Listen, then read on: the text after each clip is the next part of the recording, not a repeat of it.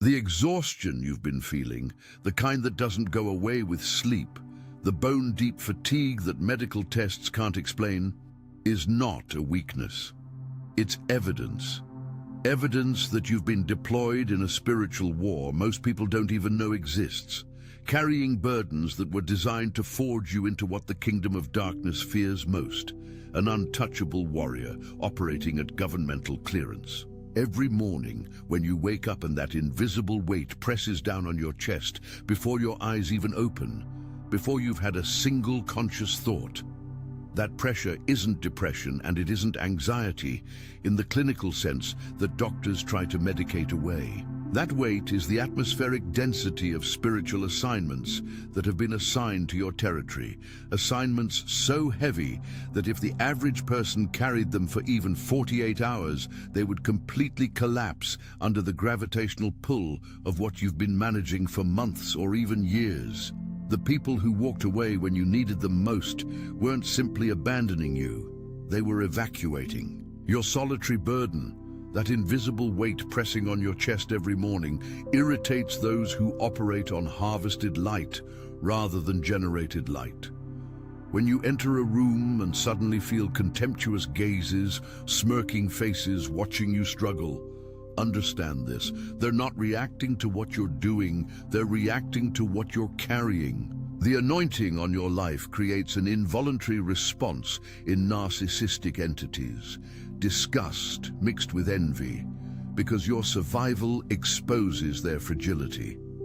These individuals function like spiritual parasites who require a constant supply of emotional energy harvested from others to maintain their false sense of power.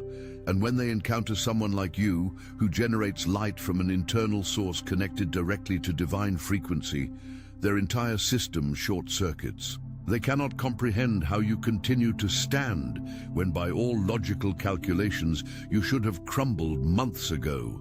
And that incomprehension manifests as contempt, because contempt is the mask that fear wears when it doesn't want to admit it's terrified. That is why in the trilogy, The 3 Keys to a Prosperous Life, the link is in the pinned comment, I explain how narcissistic warfare operates on a frequency level that most spiritual teaching completely misses, because they're focused on surface behaviors rather than the energetic mechanics underneath. What you're experiencing isn't just people being mean or unsupportive. It's a coordinated spiritual response to the governmental authority that activated on your life the moment you survived something that was designed to terminate you.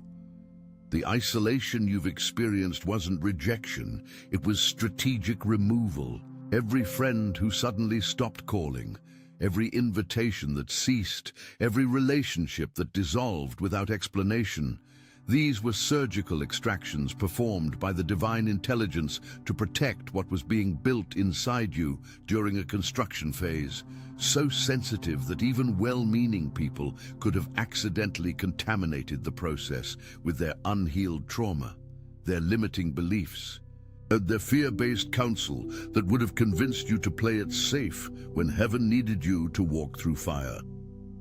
Narcissists require an audience to harvest emotional supply. When you disappeared into your solitude, their portals closed. Think about how a narcissist operates in real time. They enter a room and immediately scan for someone they can draw energy from, someone whose attention they can monopolize, someone whose emotional reactions they can control like a puppeteer pulling strings. But when you removed yourself from their ecosystem, when you stopped attending the gatherings where they performed, when you stopped responding to the text messages designed to provoke reaction, when you stopped explaining yourself to people who were never actually listening, you didn't just set a boundary, you collapsed an entire energetic infrastructure that was siphoning your light to fuel someone else's darkness. The exhaustion ambush, that sudden, overwhelming fatigue that appears without medical cause, is a frequency attack deployed when your breakthrough is imminent, designed to convince you that you're too tired to claim what's already yours. You know that exact moment I'm describing. That moment when you're finally having a good day, you're finally feeling like maybe things are turning around, you're finally starting to believe that the breakthrough is real. And then, out of absolutely nowhere, a wave of exhaustion so profound hits your body that you can barely stand up. You weren't doing anything particularly strenuous. You got enough sleep the night before. You ate properly. You took your vitamins. You did everything the wellness culture tells you to do. And yet your body feels like you just ran a marathon through mud while carrying a refrigerator on your back. That's not a medical condition. That's a tactical strike. Monitoring spirits that have been assigned to track your spiritual progress report back to command when you're approaching a dimensional shift, and the countermeasure deployed is frequency interference designed to convince your physical body that it's too depleted to take the next step.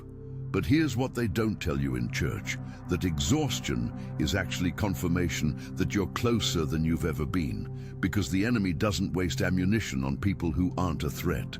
The gaslighting you experienced from people you trusted wasn't just lying, it was reality distortion, designed to make you question your own perception so thoroughly that you would stop trusting your discernment. When someone looks you directly in the eyes and tells you that something you witnessed with your own eyes didn't happen, when they rewrite history right in front of you and then act confused about why you're upset, when they take your own words and twist them into a weapon against you while claiming they're just trying to help you see the truth.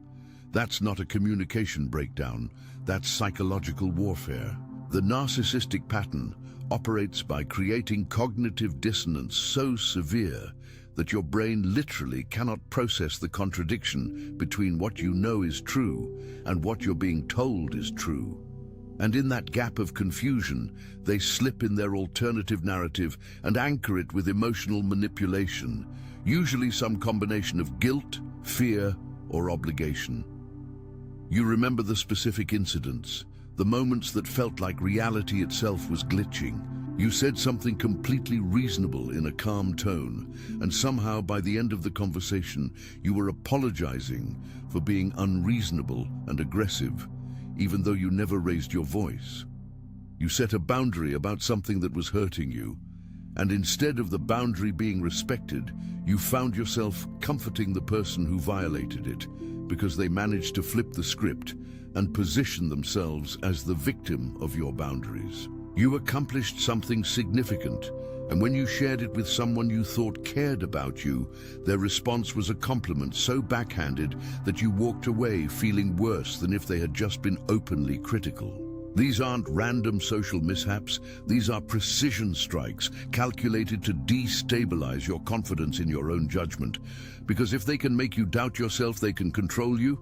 And if they can control you, they can continue to harvest your light without you realizing that's what's happening. The micro-expressions on their faces when you talk about your dreams tell you everything you need to know about their true intentions, even when their words sound supportive. You've learned to watch their eyes when you share good news. That split-second flash of something dark that crosses their face before they rearrange their features into a smile. That tiny muscle twitch around their mouth that signals contempt, even while they're saying congratulations. That way their body language closes off and leans back slightly, as if your success is a contagion they don't want to catch. These physical tells are involuntary responses that bypass conscious control because the spirit inside them is reacting to the spirit inside you. And when darkness encounters light, the reaction is always hostile, even when the person has learned to disguise it with religious language and spiritual platitudes. The spiritual courtroom operates on legal precedent that most believers never learn because they've been taught a watered-down version of Christianity that focuses on being nice and avoiding offense, rather than understanding the governmental authority structure that dictates how power flows in both visible and invisible realms. You've been asking why your prayers about the pain went unanswered, why heaven seemed silent during your darkest hours, why God allowed certain people to hurt you when He could have intervened, why the rescue you prayed for every single night didn't manifest until you had already walked through the fire and come out the other side with third-degree burns on your soul. Here's the intelligence that completely reframes everything. The silence wasn't abandonment. It was a clearance protocol. In heaven's system, there are 7 levels of authorization, and most believers never advance past level 3, because level 3 is where you can pray for yourself and get personal breakthroughs and experience individual miracles, and that feels like enough, so they stop pushing for more. But you, through surviving betrayals that should have broken you, financial devastations that should have destroyed you, health crises that should have killed you, you've been promoted to level 7, governmental anointing. At this level, you're no longer praying just for your own breakthrough. You're carrying mantles that shift atmospheres over cities. You're breaking generational curses that have been running in bloodlines for centuries. You're dismantling demonic strongholds that have had legal claim over territories because of ancient covenants made by people long dead. And assignments at this magnitude require a level of testing that would seem cruel if you didn't understand what was actually being built through the process. The suffering you endured wasn't a test to see if you're faithful. It was a showcase. When God told Satan, "Have you considered my servant Job?" that wasn't a question, that was a challenge. Your trials were heaven displaying to the kingdom of darkness what happens when they attack someone carrying divine immunity. Each attack you survived built layers of invisible armor, immunity to rejection. You can be abandoned and still move forward. Resistance to manipulation. You recognize guilt trips before they finish the sentence. Unshakable identity. Their opinions no longer define you. Discernment of spirits. You feel danger before it manifests. And authorization to tread on serpents. Demons that once tormented you now flee your frequency. These aren't metaphorical upgrades. These are actual spiritual mechanics that function like software updates to your energetic operating system.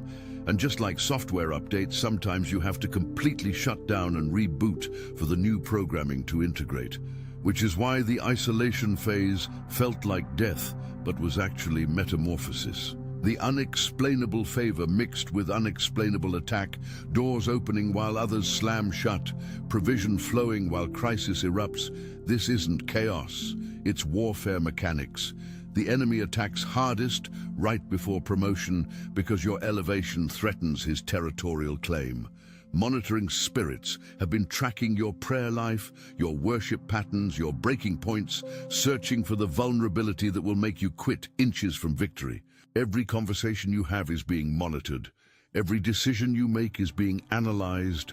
Every moment of weakness is being catalogued and reported back to command, so they can deploy the precisely calibrated attack that will exploit that specific vulnerability at the exact moment when you're most likely to break under the pressure.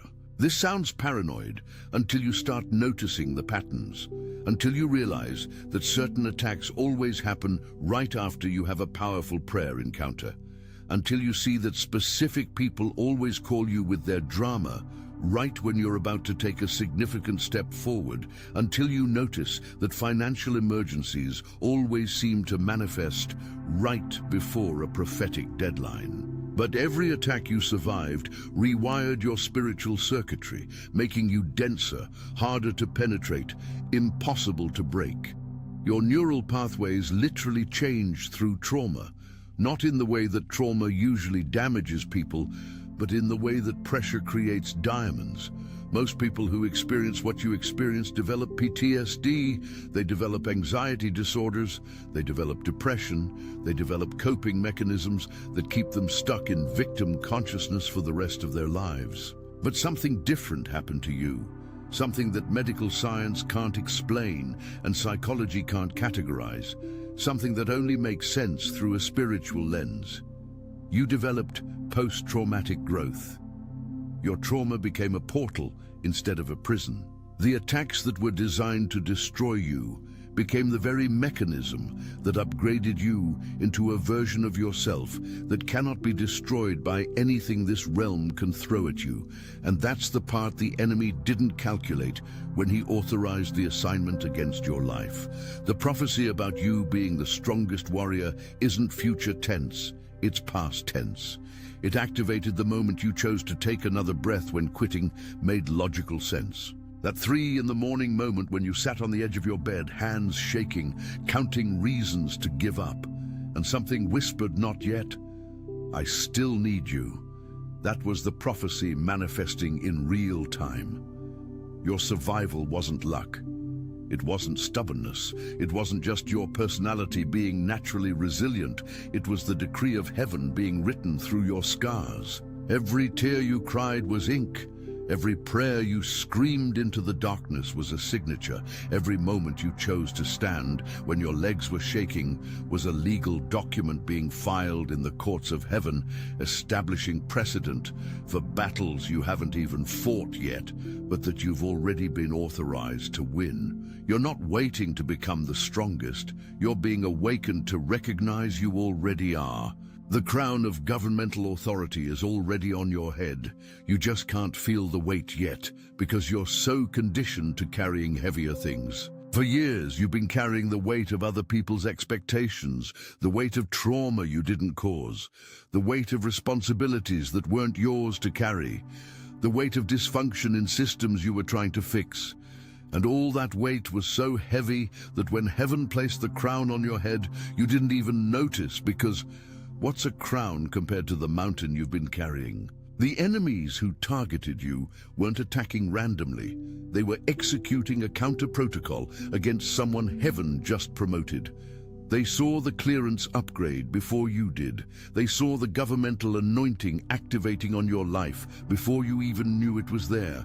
They saw the threat you were about to become before you saw your own potential, and they deployed every weapon in their arsenal, trying to take you out before you woke up to who you really are.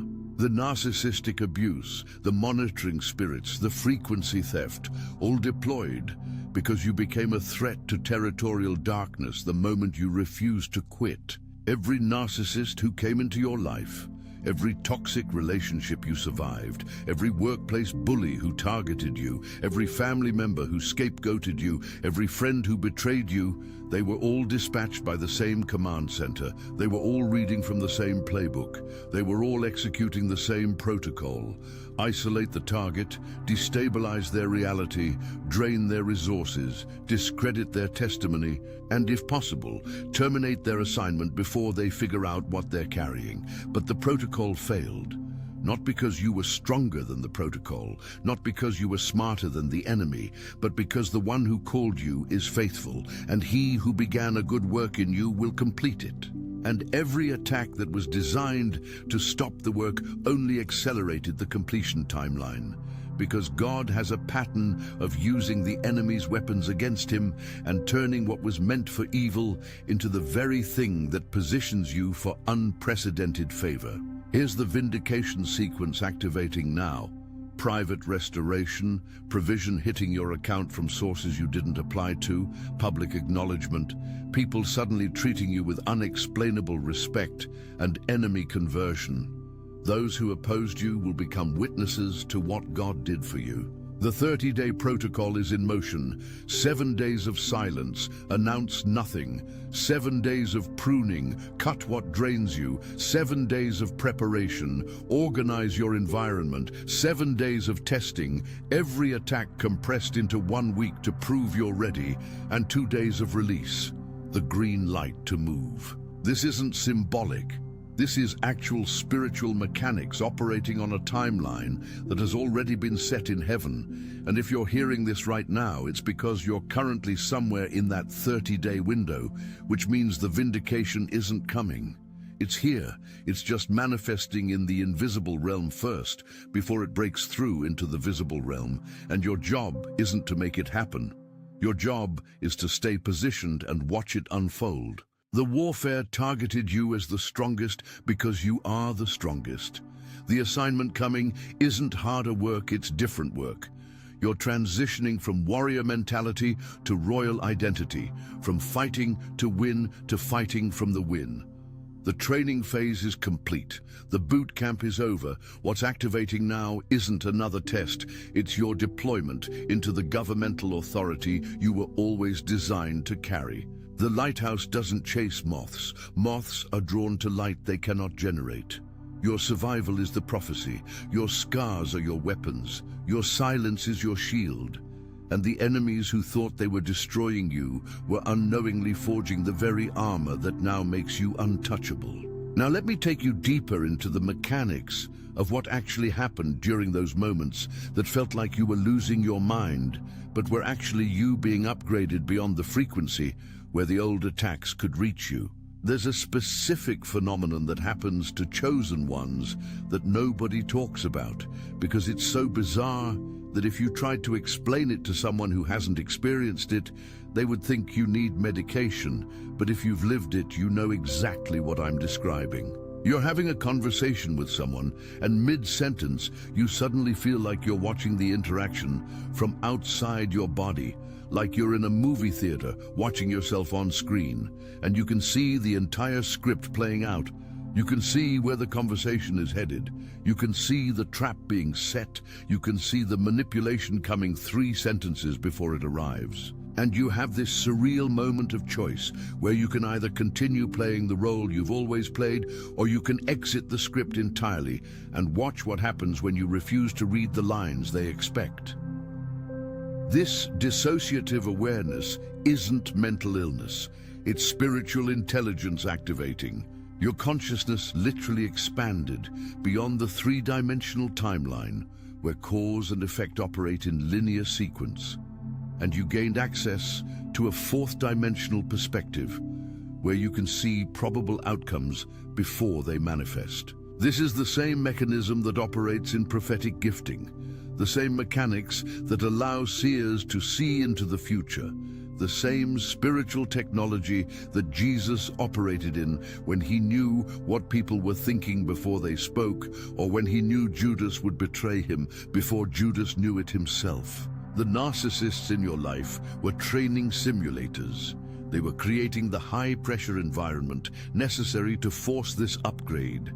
They were pushing you so far past your breaking point that your consciousness had no choice but to expand into a higher dimensional frequency or else completely shatter, and your spirit chose expansion because that's what it was designed to do. Every time they gaslit you, every time they denied your reality, every time they twisted your words, every time they made you question your own sanity, your brain was being forced to hold 2 contradictory realities simultaneously. The reality you directly experienced and the reality they were telling you was true. Normal human consciousness collapses under that pressure. Most people either break and accept the false reality, or they break and develop dissociative disorders, or they break and develop psychosis. But you didn't break in any of those ways.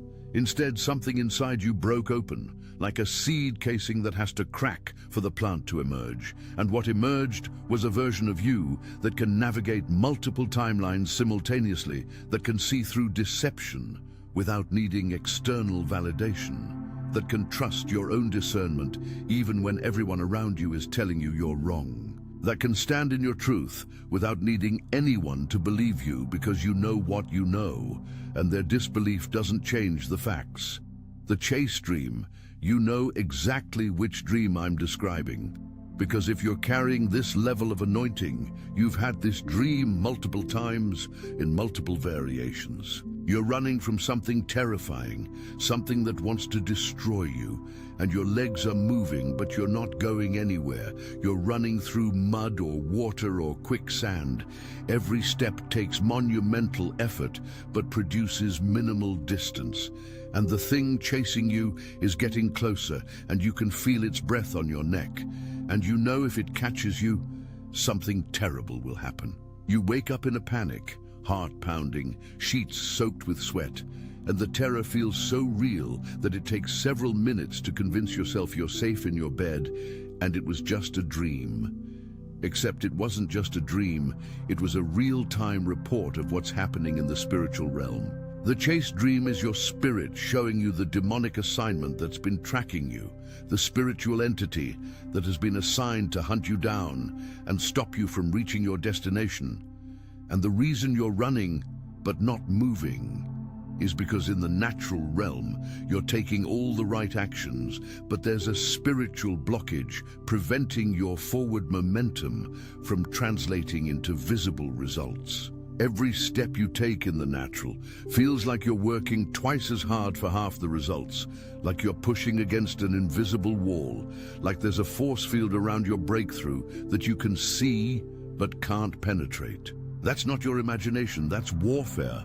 That's a blocking spirit positioned between you and your promise. And the dream is giving you intelligence about what you're fighting, so you know how to pray with precision rather than praying vague general prayers that don't address the specific demonic structure creating the resistance. But here's what most dream interpretation misses about the chase dream. The fact that you keep having it means the demon still hasn't caught you. You're still here, you're still standing, you're still moving forward even if the progress feels impossibly slow, which means the entity assigned to stop you has failed. Every night you wake up from that dream is a night you survived another attempt. The terror you feel is real because the threat is real, but the fact that you wake up means the threat didn't succeed. And each failed attempt makes you harder to catch next time because you're learning the pattern. You're learning the tactics. You're learning how to recognize the attack before it fully manifests. That dream that feels like a nightmare is actually a training simulation preparing you for breakthrough. Because once you understand what you're fighting, you can fight intelligently instead of reactively. The poisoned compliment. This is the narcissist's signature weapon. And if you've been targeted by narcissistic abuse, you know exactly what this feels like. Someone says something that sounds like a compliment, but lands in your spirit like an insult. Like there's poison coated in sugar, like they're smiling while they stab you. They say, wow, you're so brave to wear that outfit with your body type. They say it's amazing how you just don't care what people think about you. They say, I wish I had your confidence to just be myself without worrying about how I come across. And every single one of those statements sounds supportive on the surface, but carries an embedded message that you're somehow deficient, somehow lacking, somehow less than. The genius of the poisoned compliment is that if you call it out, you look crazy, because on paper they were being nice. So you end up swallowing the poison and smiling back because you don't want to seem ungrateful or oversensitive or paranoid. But your spirit knew, your body knew, even if your mind tried to rationalize it away. You felt that compliment land wrong. You felt the energy shift in the room. You felt something dark slide past the words and attach to your sense of self-worth. And for the rest of the day, or maybe the rest of the week, you found yourself thinking about that comment, replaying it, trying to figure out why it bothered you so much, when technically they were being nice. That's the point, that's the weapon. That's how they plant seeds of insecurity that grow into trees of self-doubt, that eventually block out so much light that you can't remember what it felt like to be confident. The poisoned compliment is designed to make you question yourself from the inside so they don't have to attack you from the outside. It's designed to recruit your own inner critic to work for them. It's designed to make you do their work of tearing yourself down so they can maintain plausible deniability and pretend they were always supportive. Every narcissist you encountered was teaching you how to detect poison, no matter how pretty the packaging, teaching you how to trust the disturbance in your spirit even when the words sound right, teaching you how to recognize when someone is using spiritual language to execute carnal agenda, teaching you how to see past performance into motivation. These weren't painful lessons. These were precision training for the level of discernment you're going to need when you step into governmental authority. Because at that level, the attacks get more sophisticated, the deception gets more subtle, the enemies look more like friends. And if you can't tell the difference between a poisoned compliment and genuine support, you'll let the wrong people into your inner circle, and they'll sabotage from the inside what they couldn't destroy from the outside. The blatant copy, this one drives you insane in a very specific way because it's so obvious. And yet somehow, when you try to point it out, you end up looking like the crazy one.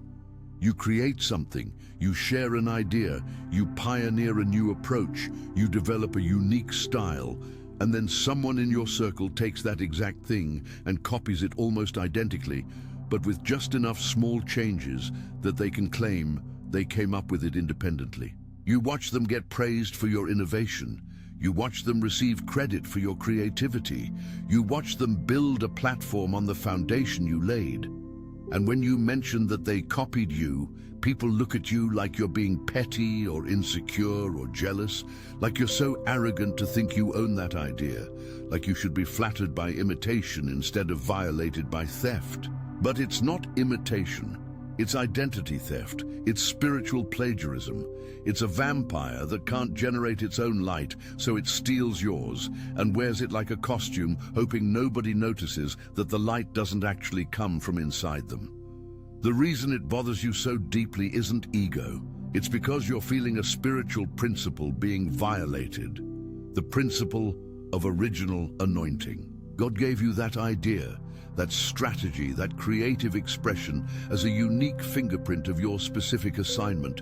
And when someone steals it, they're not just copying your work, they're trying to steal your anointing. They're trying to access the favor attached to your assignment without doing the work required to receive their own. It never works long-term because stolen anointing doesn't carry the same power as original anointing, but watching it happen